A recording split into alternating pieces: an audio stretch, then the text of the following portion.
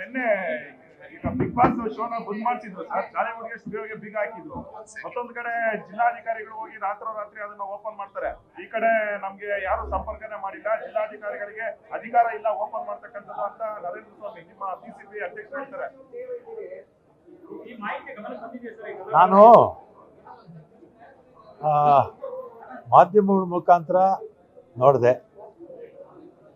ನರೇಂದ್ರ ಸ್ವಾಮಿ ಅವರು ಅಂದರೆ ಅವರ ಇಲಾಖೆ ಪೊಲ್ಯೂಷನ್ ಬೋರ್ಡ್ ಅಧ್ಯಕ್ಷರವರು. ಏನೋ ವೈಲೇಷನ್ಸ್ ಆಗಿತ್ತು, ಹಿಂದೆ ಎಲ್ಲ ನೋಟಿಸ್ ಕೊಟ್ಟಿದ್ವಿ.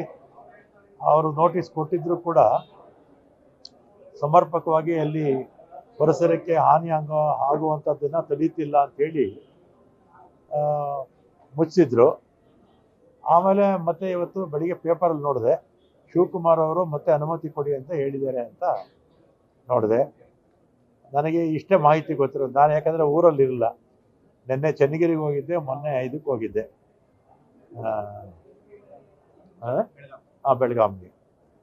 ಅದರಿಂದ ಇಷ್ಟ ಪತ್ರಿಕೆಗಳಲ್ಲಿ ನೋಡಿರ್ತಕ್ಕಂಥ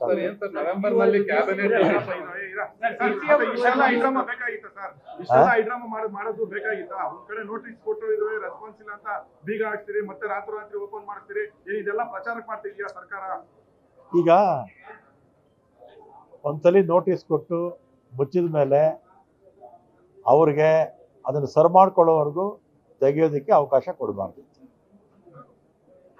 ಪೊಲ್ಯೂಷನ್ ಸಂಬಂಧಪಟ್ಟಾಗೆ ಅವ್ರ ವೈಲೇಷನ್ಸ್ನ ಸೆಟ್ರೇಟ್ ಮಾಡಿಕೊಂಡು ಆಮೇಲೆ ತೆಗೆಯೋದಕ್ಕೆ ಅವಕಾಶ ಕೊಡಬೇಕು. ಇದು ಕಾನೂನಲ್ಲಿ ಇರ್ತಕ್ಕಂಥದ್ದು.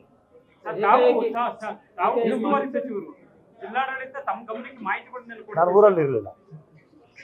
ಆಮೇಲೆ ಪೊಲ್ಯೂಷನ್ ಕಂಟ್ರೋಲ್ ಬೋರ್ಡ್ ಏನಾಗುತ್ತೆ, ಅಲ್ಲ ಒಂದ್ ನಿಮಿಷ, ಮಾಹಿತಿ ಗೊತ್ತು.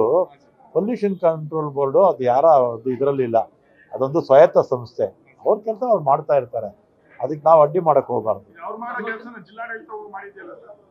ನಾನು ತಿಳ್ಕೊಳ್ತೀನಿ. ಈಗ ನಾನು ನಿನ್ನೆ ಚನ್ನಗಿರಿಗೆ ಹೋಗಿದ್ದೆ, ನೆನ್ನೆ ಇರಲಿಲ್ಲ, ಮೊನ್ನೆನೂ ಟೂರಲ್ಲಿದ್ದೆ, ಇರಲಿಲ್ಲ. ತಿಳ್ಕೊಳ್ತೀನಿ. ನನಗೆ ಗೊತ್ತಿಲ್ಲಪ್ಪ. ಇನ್ನೇನು ಡಿ ಕೆ ಶಿವಕುಮಾರ್ ಬರ್ತಾರಲ್ಲ, ನೀವು ಅವ್ರನ್ನೇ ಕೇಳಿ. ನ್ಯೂಸ್ ಫಸ್ಟ್, ನಿರ್ಭೀತಿಯಿಂದ ನಿಮ್ಮ ಪರವಾಗಿ.